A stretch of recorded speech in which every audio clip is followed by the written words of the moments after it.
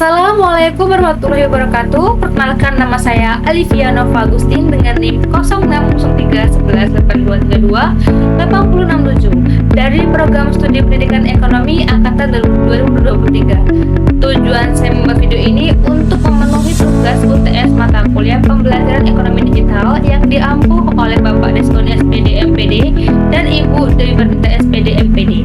Selamat menyaksikan. Nah, terdapat tujuan pembelajaran. Yang pertama, ada peserta didik mampu menguasai apa itu kebijakan perdagangan internasional. Yang kedua, peserta didik mampu membedakan antara kebijakan protektif dan liberalisasi. Yang ketiga, peserta didik mampu menyebutkan contoh penerapan kebijakan perdagangan di Indonesia. Kemudian, peserta didik mampu memahami dampak positif dan dampak negatif dari kebijakan perdagangan internasional. Kemudian, peserta didik mampu menyimpulkan pentingnya keseimbangan antara proteksi dan liberalisasi dalam menjaga ekonomi negara. Kebijakan perdagangan internasional adalah serangkaian peraturan dan tindakan yang dibuat oleh pemerintah untuk mengatur kegiatan ekspor dan impor. Tujuannya untuk melindungi kepentingan ekonomi nasional, menjaga kestabilan harga, serta mendukung pertumbuhan industri dalam negeri.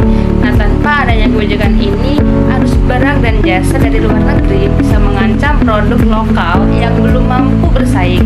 Oleh karena itu, kebijakan ini berfungsi sebagai alat untuk menyeimbangkan hubungan ekonomi antara negara mengekspor dan mengimpor. Nah, terdapat tujuan kebijakan perdagangan internasional. Yang pertama itu adalah melindungi industri dalam negeri, terutama industri yang baru berkembang atau industri, agar tidak kalah bersaing dengan produk impor yang lebih murah dan berkualitas. Yang kedua adalah meningkatkan penerimaan negara, yaitu dengan melalui pajak dan biaya masuk dari barang impor yang masuk ke wilayah pabean.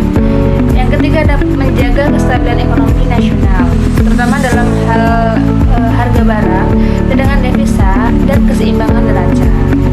Kemudian ada mendorong ekspor nasional, itu dengan memberikan berbagai insentif atau subsidi kepada pelaku usaha agar produknya lebih bisa bersaing di pasar luar negeri.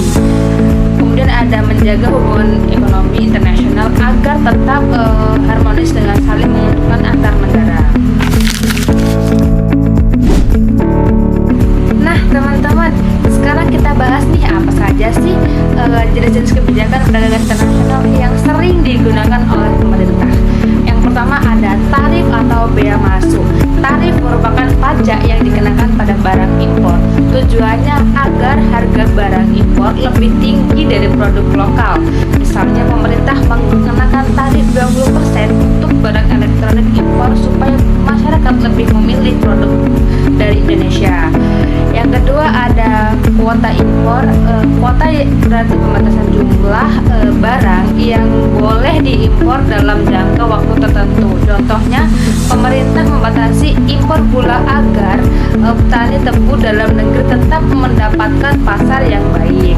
Kemudian ada subsidi ekspor. Hal ini merupakan bantuan keuangan dari pemerintah kepada produsen lokal agar mereka bisa menjual barang ke luar negeri dengan harga yang lebih murah.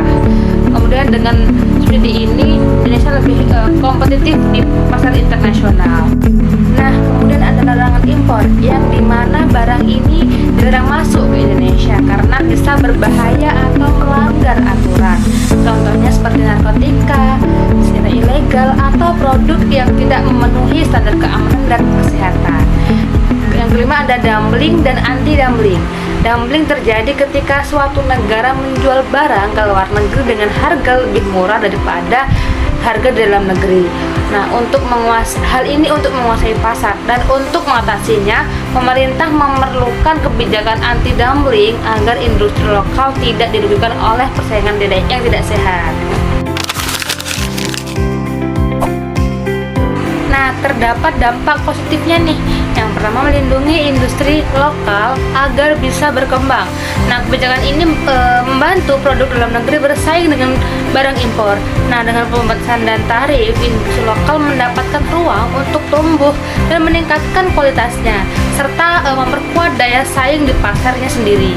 Yang kedua ada menambah lapangan pekerjaan, yang dimana ketika industri dalam negeri berkembang, kebutuhan negara pun ikut meningkat. Nah, hal ini membuka peluang pekerjaan agar membantu mengurangi pengangguran di dalam negeri.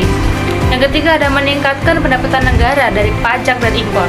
Nah, setiap barang impor itu kan dikenakan tarif atau bea masuk. Nah, hal ini menjadi sumber pendapatan negara untuk menjadikan sumber pembangunan dan kesejahteraan masyarakatnya. Nah, terdapat dampak negatifnya nih. Yang pertama, harga barang bisa naik karena impor dibatasi. Nah, ketika pemerintah membatasi impor, jumlah barang dari luar itu kan akan sedikit. Nah, akibatnya persediaan itu menurun, sementara pemerintah tetap tinggi. Kondisi ini membuat harga naik, terutama untuk produk yang belum bisa diproduksi secara maksimal di dalam negeri. Yang kedua itu ada daya beli masyarakat daya beli masyarakat bisa menurun. Naiknya harga barang membuat masyarakat harus membayar lebih mahal untuk kebutuhannya sehari-hari.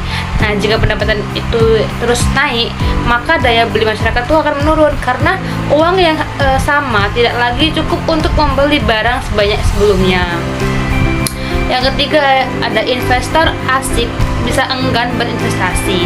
Nah, jika aturan terlalu ketat, kebijakan ini kan terlalu protektif dalam membuat investor asing merasa tidak bebas akan menjalankan usahanya. Nah, jika banyak aturan dan pembatasan, mereka bisa memilih nih menanamkan modal di negara lain yang bisa terbuka dan stabil.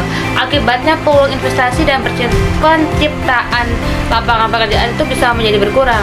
Nah, jadi pemerintah itu harus menyeimbangkan antara kebijakan proteksi dan liberasi agar ekonomi tetap tumbuh sehat dan tanpa merugikan pihak manapun.